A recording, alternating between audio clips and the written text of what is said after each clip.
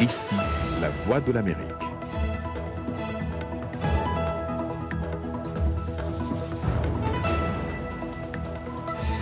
Madame, mademoiselle, monsieur, bonsoir et bienvenue. Jacques Aristide avec vous. Ravi de vous retrouver dans Le Monde aujourd'hui.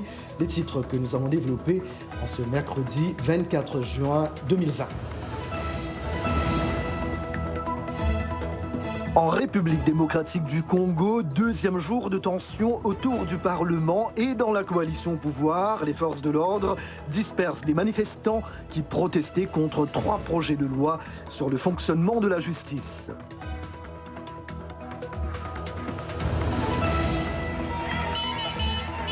Des troubles en Tunisie également, avec des affrontements entre manifestants et policiers dans le sud du pays où de nombreux jeunes réclament notamment des emplois et demandent au gouvernement de régler les problèmes d'approvisionnement en eau.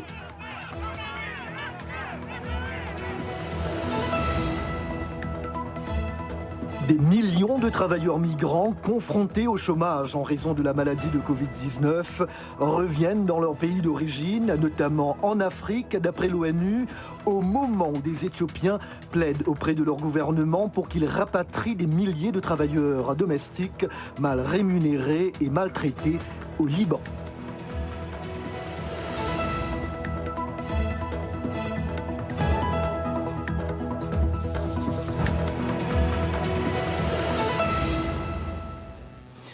Cap sur la République démocratique du Congo pour démarrer. Les forces de l'ordre ont de nouveau dispersé ce mercredi des manifestants rassemblés autour du Parlement à Kinshasa où ils protestaient pour le deuxième jour consécutif contre 3 projets de loi sur le fonctionnement de la justice.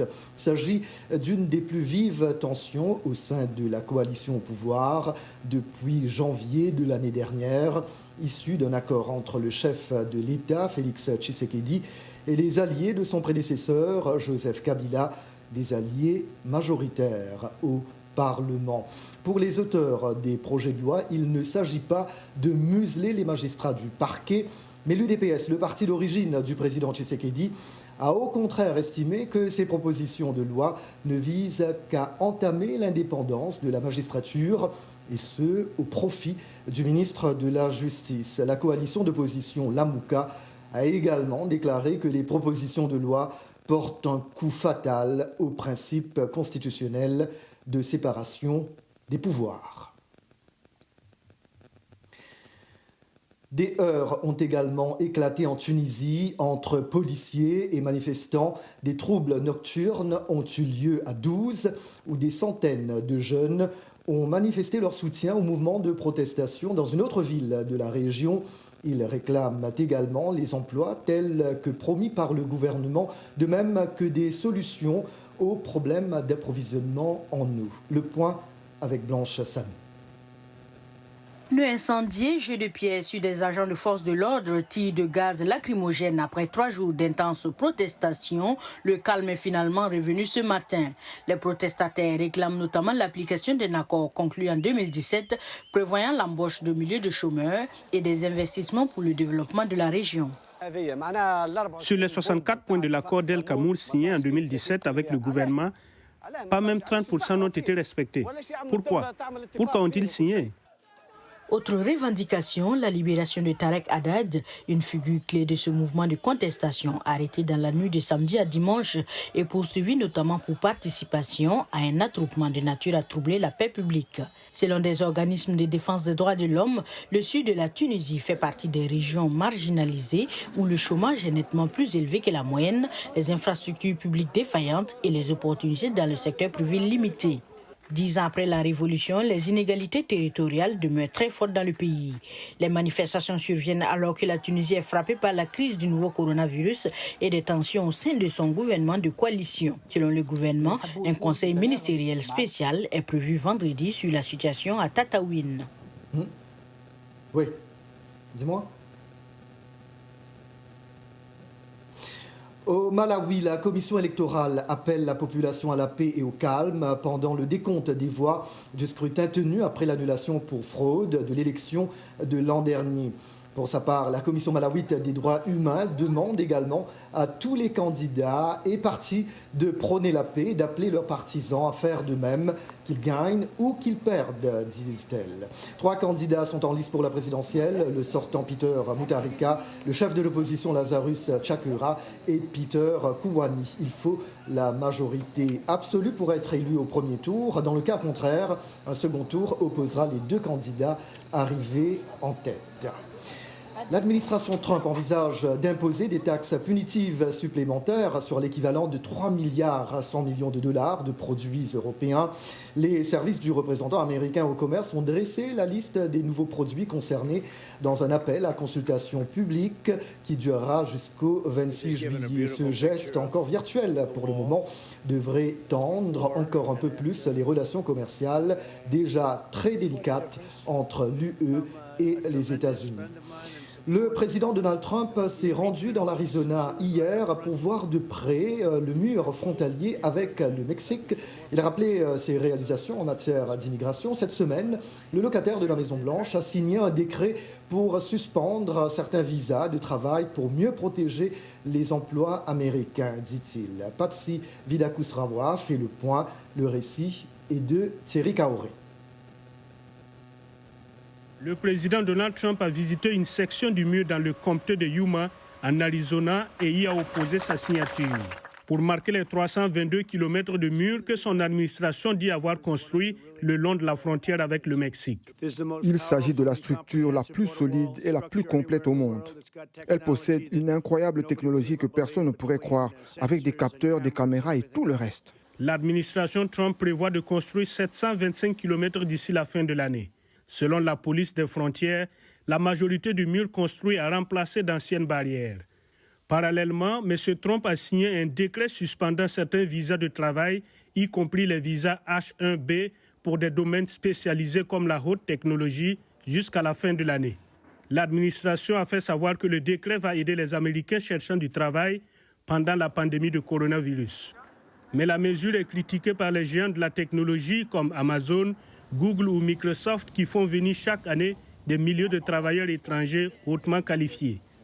Certaines compétences peuvent ne pas être facilement reproduites par les travailleurs déjà sur place. Je pense qu'il y a une perception qu'un technicien est un technicien, mais il y a beaucoup de différences très spécifiques, particulièrement dans ce domaine des technologies de pointe comme l'intelligence artificielle. Vous ne pouvez pas mettre une annonce dans un journal et avoir aussitôt 20 personnes à votre porte qui peuvent faire le travail. Le décret affecte des centaines de milliers de travailleurs étrangers, y compris la plupart des visas H2B pour les travailleurs saisonniers non agricoles et plusieurs autres catégories. Les visas J comprennent les jeunes au pair, les étudiants étrangers, les universitaires et les chercheurs invités et même les médecins étrangers. Il y a aussi les visas L qui sont des visas de transfert entre sociétés pour les dirigeants d'entreprises, les gestionnaires et les personnes ayant des compétences spécialisées. Au cours du week-end, le premier meeting de Donald Trump depuis le début de la pandémie a été marqué par une participation plus faible que prévu à Tulsa, en Oklahoma. Avec sa visite à la frontière, le président a cherché à revitaliser sa base en affichant sa fermeté sur l'immigration. Les essais cliniques pour un vaccin contre la maladie de Covid-19 vont bon train, d'après l'Organisation mondiale de la santé. De nombreuses voix se demandent d'ores et déjà comment et selon quels critères se fera la distribution de cet éventuel vaccin. Pour y répondre, la VOA a joint une experte de l'OMS, Catherine O'Brien, également directrice du Centre international d'épidémiologie de l'Université Johns Hopkins. So WHO is working very carefully on an allocation framework. L'OMS travaille très attentivement sur un plan de distribution du vaccin.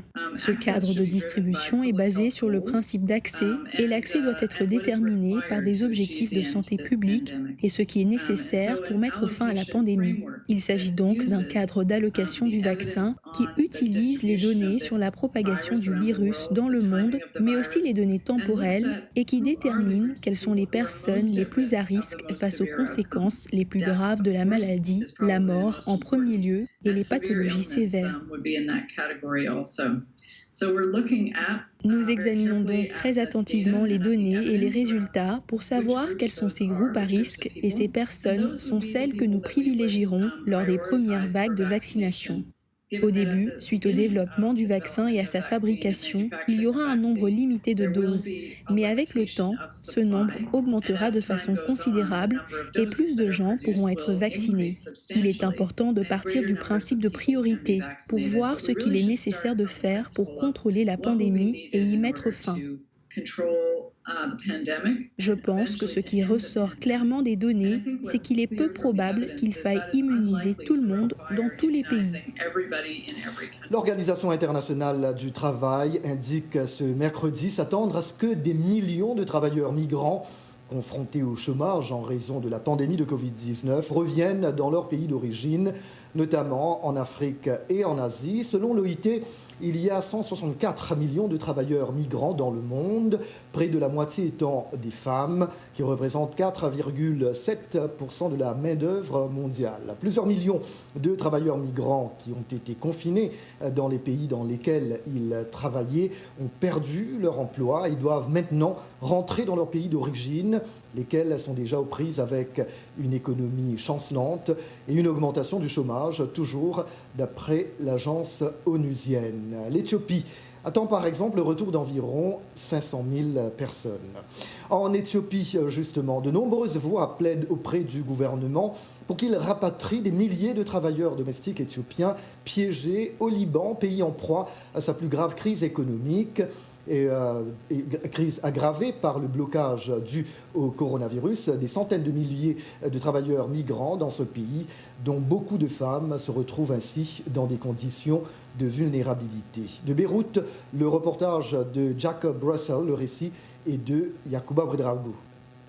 À côté de cette route principale, très fréquentée dans une banlieue de Beyrouth, un taxi dépose une femme éthiopienne bouleversée et désorientée au seuil de la porte du consulat de l'Éthiopie. Elle rejoint plusieurs de ses compatriotes qui s'abritent sous des auvents. Ces femmes faisaient partie d'environ 300 000 travailleuses domestiques au Liban. Aujourd'hui, alors que l'économie s'enlise et que leurs employeurs réduisent leurs dépenses, elles sont abandonnées aux portes de leur consulat. Cette femme éthiopienne qui a voulu garder l'anonymat raconte qu'elle a travaillé ces 2 derniers mois sans être payée. Je leur ai dit, laissez-moi rester avec vous jusqu'à l'ouverture de l'aéroport. Mais ils ne m'ont pas laissé. Où pensez-vous qu'ils m'ont envoyé? À l'agent qui m'a fait travailler dans d'autres maisons. Je le jure, je ne pouvais même pas lever les mains. Même mon nez me faisait mal. Je ne sais pas ce qui m'est arrivé pendant cette période. Ma tête, je ne me suis pas reconnue. Puis ils m'ont donné mon passeport avec le reste de mes affaires et m'a déposé devant l'ambassade. Les activistes considèrent les décisions des employeurs d'abandonner ces travailleuses comme des calculs financiers froids et inacceptables. Ils agissent de façon irresponsable, ils amènent des filles et les jettent ici et utilisent le coronavirus comme excuse. Mais ils ne peuvent pas tout simplement les payer équitablement. Ils n'ont pas de conscience. S'ils avaient une conscience, ils ne les jetteraient pas ici. Ils les garderaient chez eux jusqu'à ce que les choses s'arrangent. Avec la multiplication des crises économiques et politiques au Liban, ce problème ne fait que s'aggraver. Ce qui se passe au consulat éthiopien ne touche pas seulement les Éthiopiennes, mais les Éthiopiennes sont aujourd'hui la plus grande communauté de travailleuses domestiques étrangères au Liban. Cela se produit avec d'autres nationalités et dans d'autres consulats. Les responsables consulaires éthiopiens n'ont pas répondu aux multiples demandes d'interview de la VOA. Jusqu'ici, les femmes continuent d'être larguées devant les portes de leur représentation diplomatique, abandonnés à leur sort dans un pays où les conditions continuent de se détériorer. Au Gabon, le Parlement a voté hier soir la dépénalisation des rapports homosexuels. Les députés annulent ainsi un amendement du Code pénal adopté l'année dernière, lequel condamnait l'homosexualité comme une atteinte aux mœurs. Le projet, qui est donc devenu loi, a été porté par le Premier ministre Julienko Kege-Bekele, qui était présent lors des débats. 48 députés ont voté pour, 24 contre et 25 se sont abstenus. En Afrique subsaharienne, l'homosexualité est largement criminalisée. Plus de la moitié de ces pays interdisent ou répriment les rapports homosexuels, parfois de la peine de mort. L'ONU et la Ligue arabe ont demandé d'une seule et même voix à Israël ce mercredi d'abandonner ses plans d'annexion en Cisjordanie qui pourraient mettre fin aux efforts internationaux en faveur de la création d'un État palestinien viable d'après elles. L'appel a été formulé par leur chef lors d'une visioconférence du Conseil de sécurité de l'ONU avant la possible mise en œuvre en juillet de ces plans d'annexion. L'appel en affirmant donc son hostilité à toute décision unilatérale. Le secrétaire général de l'ONU, Antonio Guterres, a réclamé au gouvernement israélien d'abandonner ces plans. Une annexion détruirait toute idée de paix à l'avenir, selon le secrétaire général de la Ligue des États arabes, Ahmed Aboul Gheit. N'allez nulle part ailleurs, Le Monde aujourd'hui revient dans quelques petits instants. Le Monde aujourd'hui présenté en télétravail et en direct.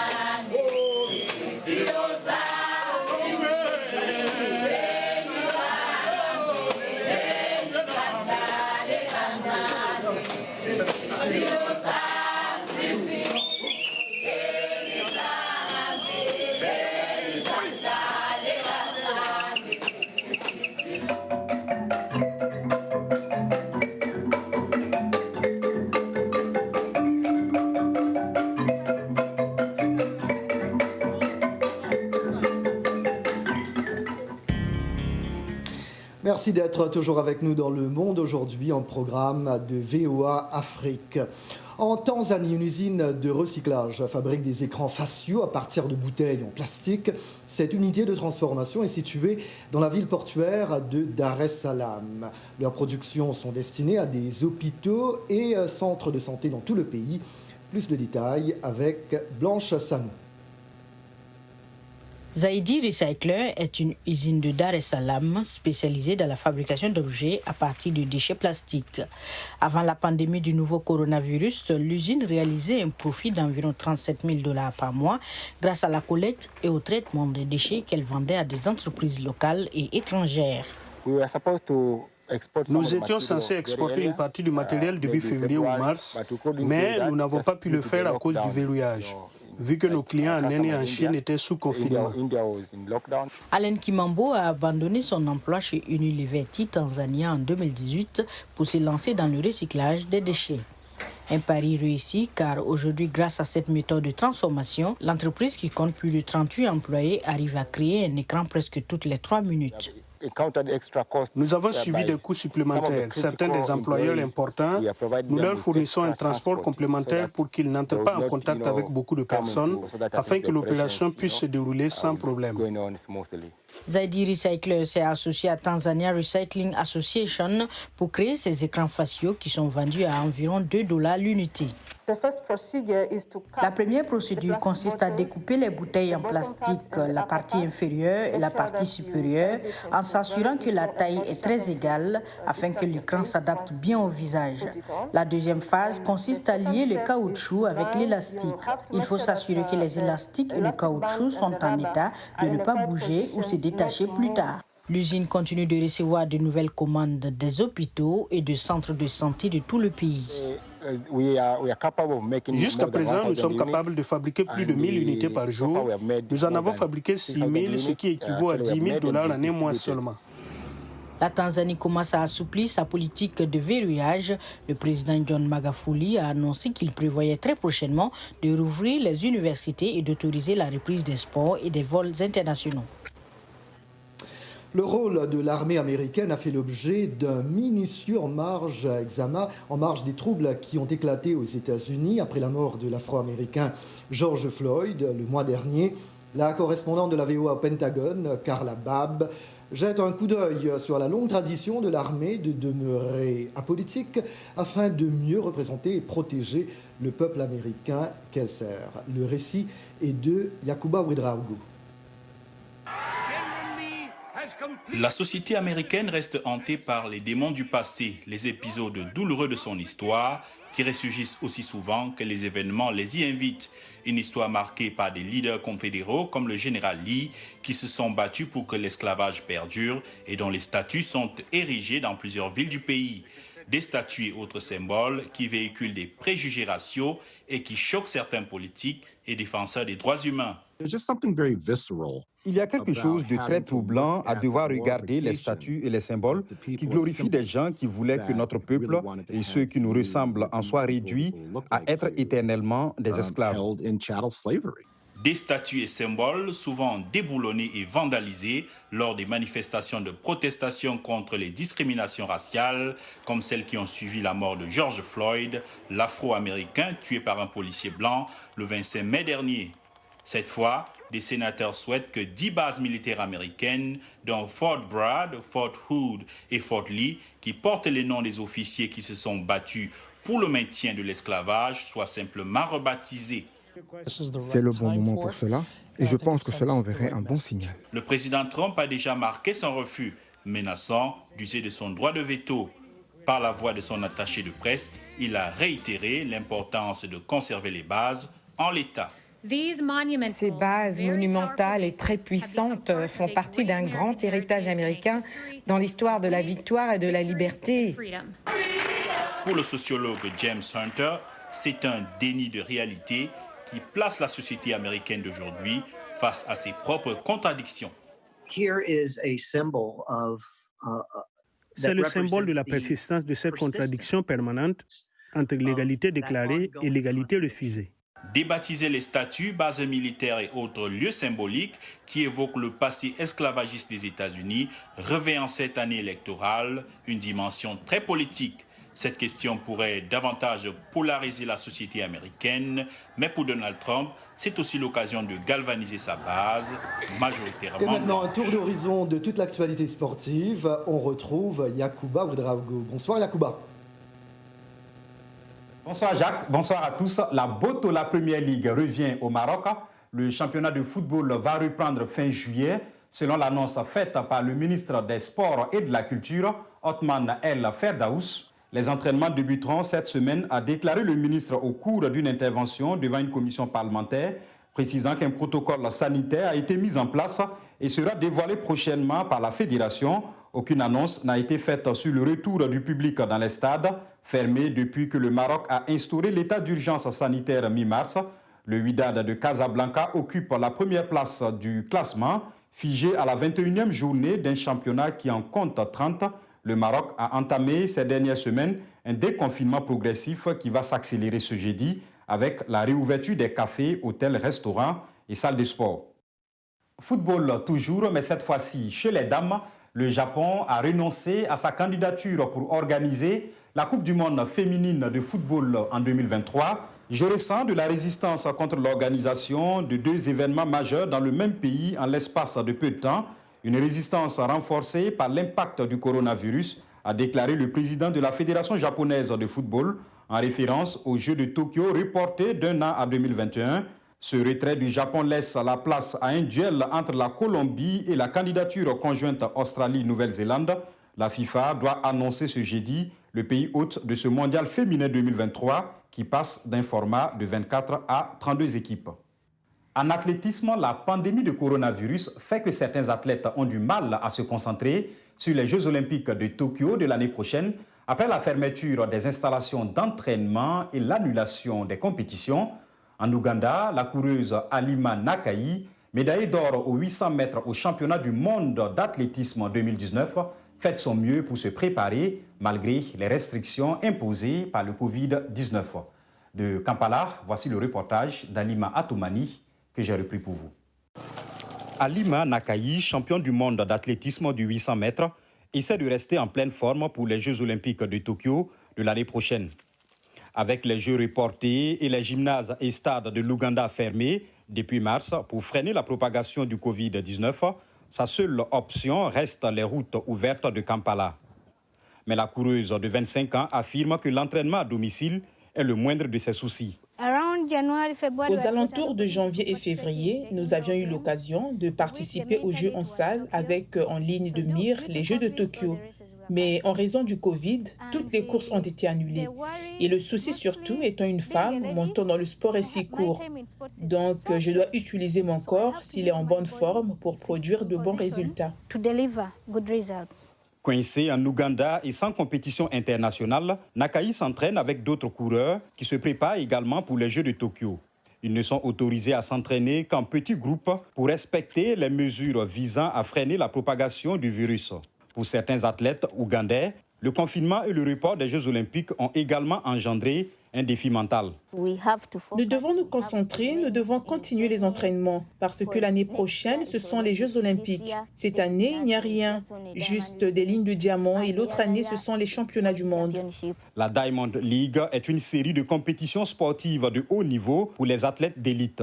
La plupart des compétitions ont été annulées, mais il est à espérer qu'une compétition pourra se tenir à Monaco en août.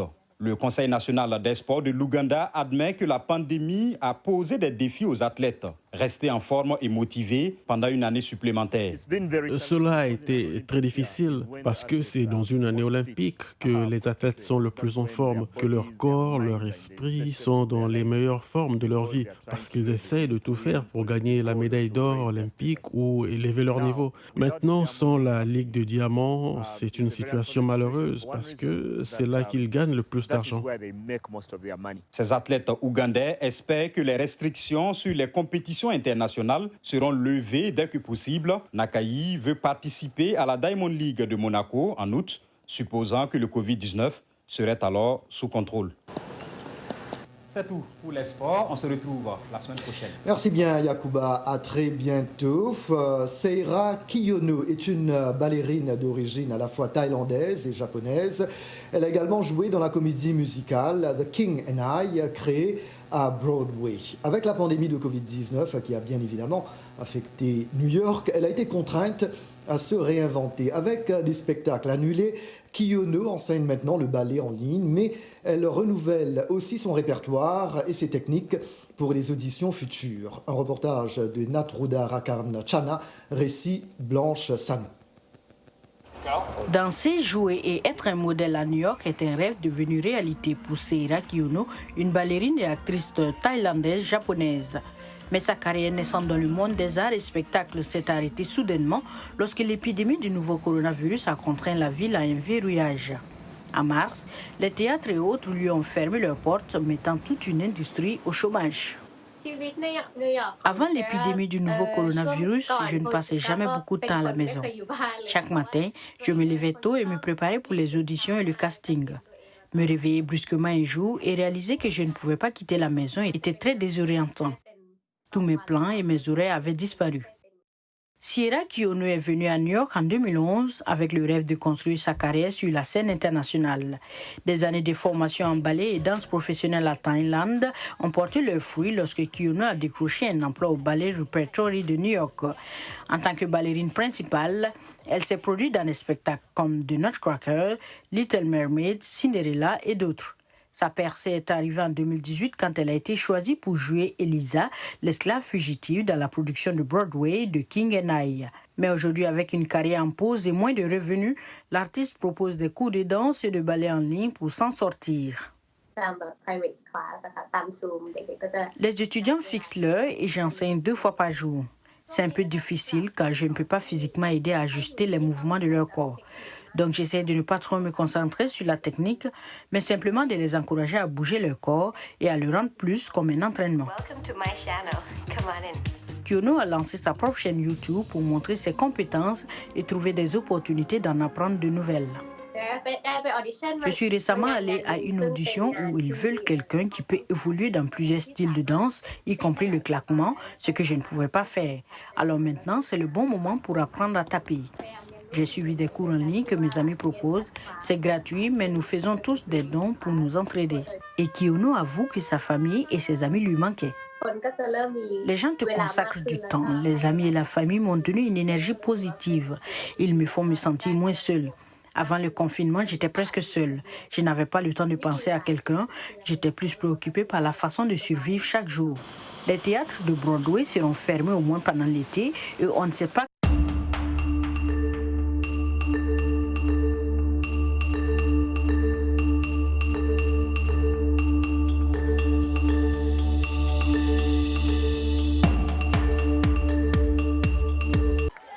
La pression augmente sur le candidat